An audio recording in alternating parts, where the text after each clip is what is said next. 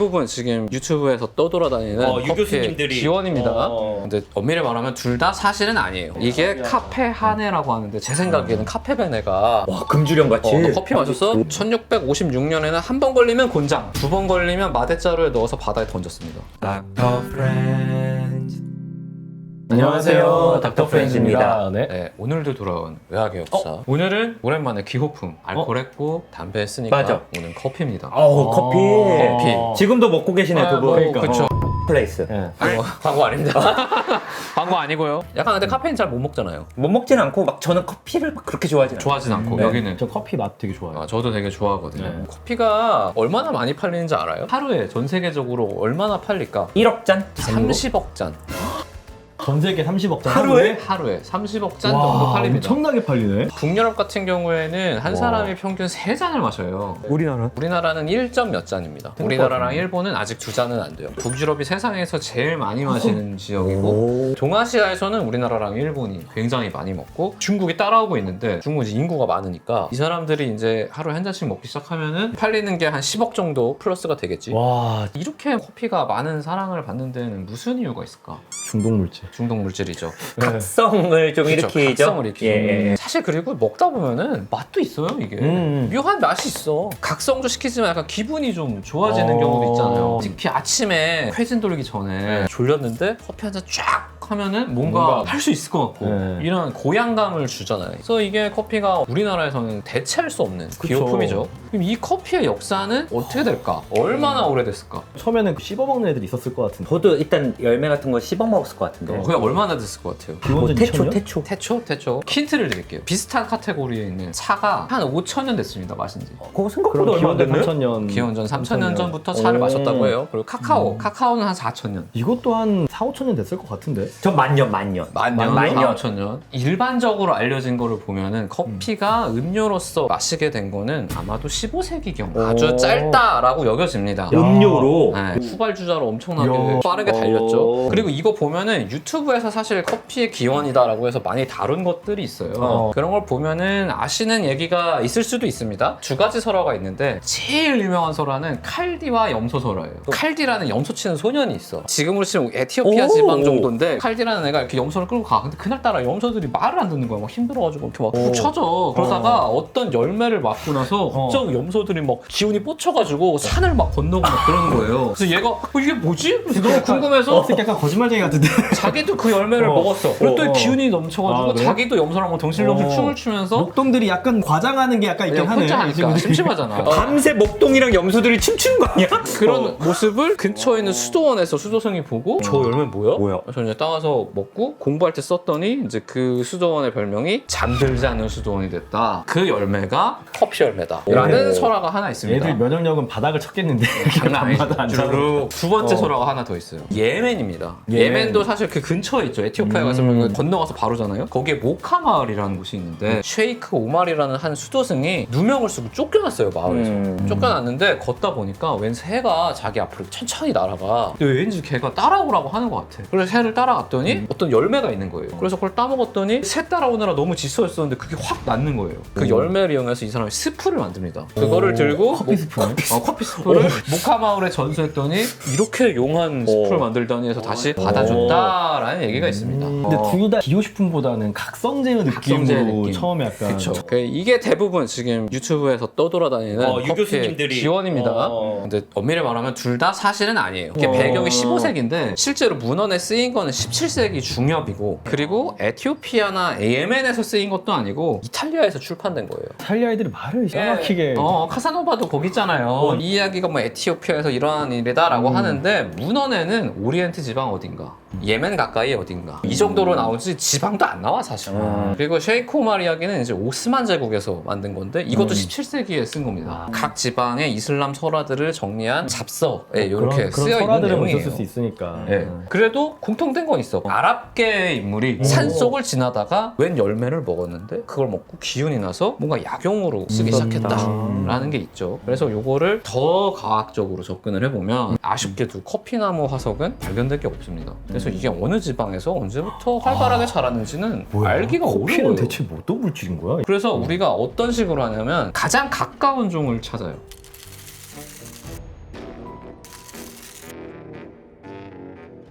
커피 나무랑 가장 가까운 나무가 꼭두선이과 식물인데 얘를 토대로 봤더니 1400만 년 전쯤부터는 커피 나무 비슷한 게 있었을 것 같다. 근데 그때는 종류가 어마어마하게 많았을 텐데 근데 빙하기가 왔잖아요. 그때 싹 멸종하고 지금 남아있는 커피 나무는 한 125종입니다. 이것도 많죠 사실. 그러게요. 근데 이 중에서 이제 우리가 커피로 먹는 거는 딱 세 가지예요. 그 세 개밖에 안 돼? 네. 아라비카, 로부스타, 리베리카 다 들어봤던 이름이죠. 이게 커피 나무 이름입니다 사실. 나머지는 먹지 않아요. 그래서 이게 세 가지밖에 없어. 그리고 오래됐어요. 그러니까 사실은 인간이 먹기 시작했던 거는 진생이 말대로 되게 오래됐을 거예요. 근데 기록이 남지 못한 거예요. 이 나무들이 주로 자생했던 지역이 중앙아프리카나 에티오피아 서남부예요. 여기는 고대 문명이 발달하지 못한 지역입니다. 경험적으로 먹긴 했겠지만 기록이 남아있질 않은 거예요. 대규모 집단지가 아니어서 또 뭐 네. 화석이나 유해에서 또 커피가 발굴되고 그런 게 그것도 안 쉽지가 나오고. 않았구나. 하지만 궁금하잖아요. 네. 그래서 에티오피아 역사를 막 뒤지는 사람들이 있어요. 근데 이 문명이 문자가 없어요. 근데 이 에티오피아랑 교류하던 문명은 문자가 있거든요. 그래서 이 교류하는 이슬람이나 기독교 측 인물들의 기록을 봤더니 한 9세기경에 이 부족에서 커피를 사간 기록이 있어. 그러니까 유튜브나 이런 데를 보면은 15세기라고 하지만 보면 한 9세기쯤에 이미 커피라는 거를 아랍 쪽이나 기독교 쪽이나 조금은 알고 있었던 거예요. 그 중에서 아무래도 가까운 건 아랍 쪽이니까 아랍에서 많이 사용을 했겠죠. 실제로 아랍은 에티오피아에 쳐들어가서 사람들도 잡아옵니다. 잡아왔더니 얘네들이 이상한 콩을 들고 다니잖아요. 신기하거든. 10세기경에 아랍의 의사인 알-라즈라는 사람이 의합 집성이라는 책에 커피콩을 이용한 약이 나오고요. 100년 뒤에 이제 11세기에 이거는 많이 알고 있을 수도 있어요. 이븐 스나라는 분이 이제 되게 유명한 사람이에요. 이 사람도 이제 의학 전범이라는 책에 커피를 이용한 약을 기술해 놓습니다. 이 책은 심지어 14세기에는 라틴어로 번역이 돼서 유럽에도 영향을 많이 미치는데 당시 유럽에서는 커피가 뭔지 몰라요. 그리고 실제로 아랍 문명에서도 11세기 이후에 그러니까 이게 책에 쓰인 이후에 거의 400년간 커피가 아주 주목을 받지 못해요. 왜냐면 이 시기에 에티오피아랑 예멘이 완전 혼란기에 빠져가지고 얘네랑 무역을 못해. 엉망진창이 되다가 다시 커피가 전면에 등장한 거는 15세기입니다. 이 당시에 이제 예멘에 카와라는 음료가 유행을 합니다. 딱 커피는 아니고 그냥 백토저주에 뭔가 넣어서 먹으면 다 카와야. 막 넣는데 제일 인기 있던 거는 카트라고 각성 효과가 엄청나게 강한 마약이에요. 지금 아프리카에서 되게 문제를 일으키고 있거든요. 근데 요거를 이제 카와로 만들어서 먹고 있었단 말이에요. 근데 이게 이슬람 쪽에서 학자들은 공부를 계속해야 되고 이슬람 문명권이 되게 빡세요. 종교가 하루에 5번을 기도해야 돼. 사실 쉽지 않잖아. 체력적으로 힘들잖아요. 그리고 학자면은 그 중간중간에 공부도 해야 돼. 라마단 기간이다? 그러면 낮에는 밥을 못 먹어. 그치. 약간 이 근처 학자들이 이 카트를 넣은 카와를 먹으니까 너무 좋은 거예요. 근데 문제가 하나 있어. 카트는 잎사귀예요. 그리고 높은 데서만 자라. 여기서 거리가 좀 멀어지면 얘가 썩어. 먹을 수가 없어요. 그렇네. 그래서 이 카트를 이용한 카와는 자생지역 근처에서만 마실 수 있는 그리고 이 주변에서는 못 먹는 거예요. 그래서 학자들도 이제 먹고 싶은 거예요. 그러다가 이제 무하마드 자말딘 자부하니라는 들어도 높은 사람 같잖아.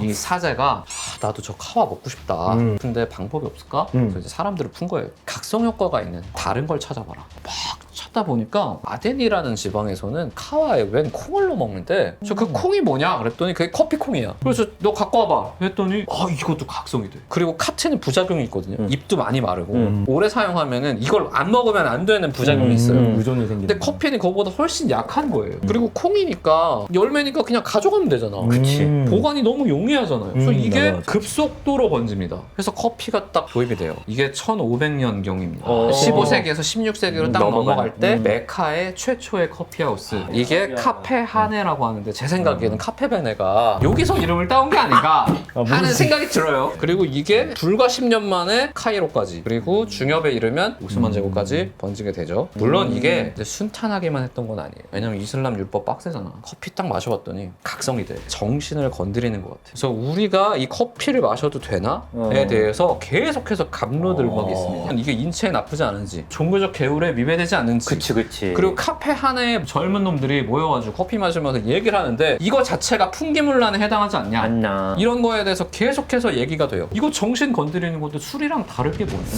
심장도 조금 빨리 뛰는 것 같고 안면 홍조도 좀 있고 흥분하게 되고 그래서 실제로 아예 딱 금지가 됩니다. 이스탄불에서 그거를 어기면 죽였어요. 1633년에는 한 번만 걸려도 사형이야. 와 금주령 같이. 너 커피 마셨어? 1656년에는 한 번 걸리면 곤장, 두 번 걸리면 마대자루에 넣어서 바다에 바다에 던졌습니다. 죽이는 거 아니에요? 죽었지. 이때 얼마나 죽었는지 알아요? 커피 때문에 사형당한 사람 10,000명? 저도 비슷할 것 같아요. 10,000명? 3만 명 정도. 와 3만 명이 커피 때문에 사형을 당했습니다. 야 그럼 진짜 사람들 목숨 걸고 마셨네. 목숨 걸고 마셨어요. 이런 고난의 역사 속에서도 오. 커피 옹호론자가 계속 있어.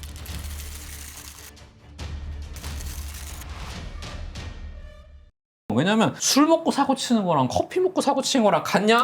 커피 먹고 공부나 하지. 커피 먹고 사고 치는 사람 없었겠지. 이상하잖아. 없지. 그리고 겉으로 봤을 때 거의 멀쩡하잖아요. 겁나 멀쩡하지. 술 먹으면 막 갈치자루 걷는데 이건 안 그러잖아. 안 그러지. 각성제잖아. 혼자 두근두근 하는 거고. 그리고 뭐 혀가 이게- 꼬이고 이런 것도 없고. 너무 명분이 있는 게 이슬람은 힘들어. 5번 기도해야 되고 라마단 기간에는 낮에 굶어야 되고 율법 공부해야 되는데 커피가 이거 있고 나서 사람들의 이 율법 공부하는 수준이 올라갔다. 게다가 아까 말씀하셨듯이 이건 중독 물질이에요. 초장에 못 먹으면 끝이야. 사람이 죽어나가지만 어찌됐건 이슬람 문명권은 완전히 커피에 매료됩니다. 그렇게 와. 몇만 명이 3만 죽었지만 명이 죽었지만 와. 결국에는 커피에 완전히 넘어가요. 그리고 나서 동쪽에 있는 이슬람 문명권에서 이제 유럽으로 전파가 됩니다. 지중해를 통해서도 가고 거꾸로 동인도 회사를 통해서도 가고 파리로 그냥 이렇게 대륙을 통해서 가기도 하고 다이렉트. 오스트리아 빈으로도 가는데 이 중에서 특이한 거는 나머지는 무역 루트예요. 오스트리아는 쳐들어갔어요. 오스만이. 오스만 제국이 이제 1683년에 쳐들어가거든요. 그러다가 이제 그 홀란드의 후사르 윙단 기마병 있죠. 얘네들이랑 오스트리아 독일 연합군대 개박살나고 이제 도망가거든요. 도망가면서 뭘 넣고 갔냐? 오스만 투르크 제국은 그때 이미 커피 중독자들이야. 보급 물품 중에 커피가 있는 있어. 거지. 그 커피 콩이 엄청 많은데 이걸 못 들고 가고 다 놓고 간 거야. 가서 보니까 이제 병사들이 보니까 얘네들이 이상한 콩 같은 거를 두고 갔거든. 뭐도 있어. 다 버릴까? 이게 뭘까? 그러는데 오스트리아 빈에 포위된 채로 안에 있던 사람 중에 콜시츠키라고 이 사람이 커피를 알고 있었어 원래. 그래서 이 사람이 와서 그럼 제가 정리하겠습니다. 그래서 이제 거기 남았던 걸 다 긁어이 짓을 해서 어마어마한 양의 커피를 이 사람이 가져가가지고 파란병 아래 집이라는 이름의 카페를 열어요. 이게 대박이 납니다. 로맨틱하네 이름이. 그리고 이 사람이 이게 좀 쓰잖아. 유럽 사람들한테 먹히려면 뭔가 다른 걸 해야겠다고 생각해서 최초로 커피에 설탕과 우유를 넣어서 라떼를 만듭니다. 대박이 나요. 와. 커피 야. 맛에 신기원을 열어. 오스트리아 빈이 약간 그러면 비엔나 그거네. 커피. 비엔나 커피. 그래서 이 카페 자체는 콜시스키가 사망한 후에 없어지긴 했지만 이 이름을 딴 카페는 지금도 있습니다. 블루보틀이 이거를 딴 파란 거예요. 병 아래. 파란 병 아래 블루보틀이에요. 하여튼 이렇게 유럽의 커피가 넘어갔습니다. 영국도 예외는 아닙니다. 지금 우리가 영국 하면 뭐가 생각나죠? 영국은 티. 홍차죠. 홍차. 좀 슬픈 역사가 있어요. 영국. 사실은 커피가 더 먼저 전래가 됐어요. 커피가 묘해. 먹다 보면 머리가 막 돌아. 그래서 토론의 장이 열립니다. 커피 마시면서 막, 야, 너 그거 어떻게 생각해? 그래서 커피하우스가 막 생겨요. 그러니까 이게 사람들이 모이는 곳이다 보니까 집이 아니라 커피하우스, 그러니까 카페에서 먹는 거예요. 게다가 이 커피하우스 문화가 원래 아랍에 있었잖아요. 그게 여기로 넘어왔잖아.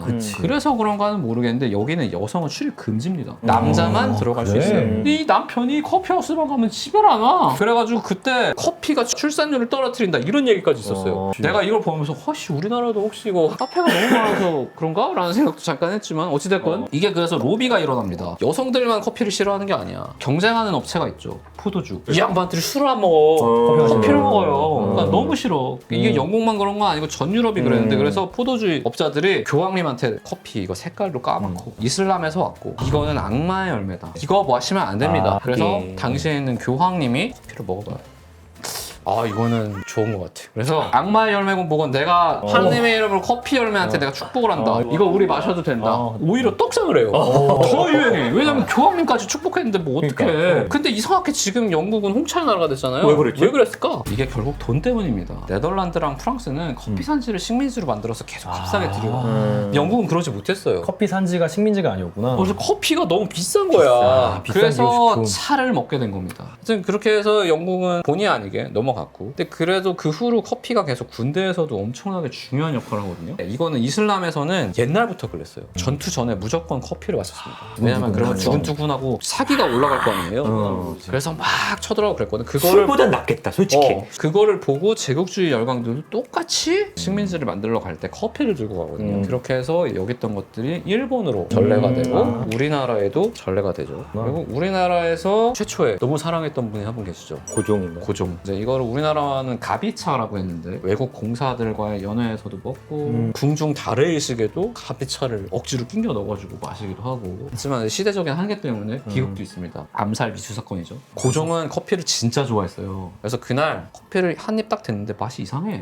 평소에 먹던 맛이 아니야. 그래서 내려놨어요. 근데 그 아들인 순종은 고종처럼 커피를 좋아하던 분이 아니시거든요. 그걸 그냥 원샷을 한 거야. 원래 이런가 보다 하고 근데 이 커피에 아편이 들어있던 거예요. 사람이 쓰러져가지고 후유증으로 이가 다 빠지고 평생 설사병에 시달리다가 이제 돌아가시게 되거든요. 그래서 사실 우리나라랑 커피와의 첫 만남이라고 해야 되나? 이거는 이렇게 뭐 유쾌했다고 볼 수는 없지만 지금은 커피의 나라가 됐죠. 길고 아주 오랜 생각나는 어떤 포인트들이 그렇죠. 있네. 전 블루보틀이 제일 그러니까. 신기했거든요. 기회가 되면은 우리나라는 사실 차의 나라였으니까 차의 역사도 한번 준비를 해보고 여러 기호 식품에 대해서 계속해서 준비를 해보도록 하겠습니다. 감사합니다.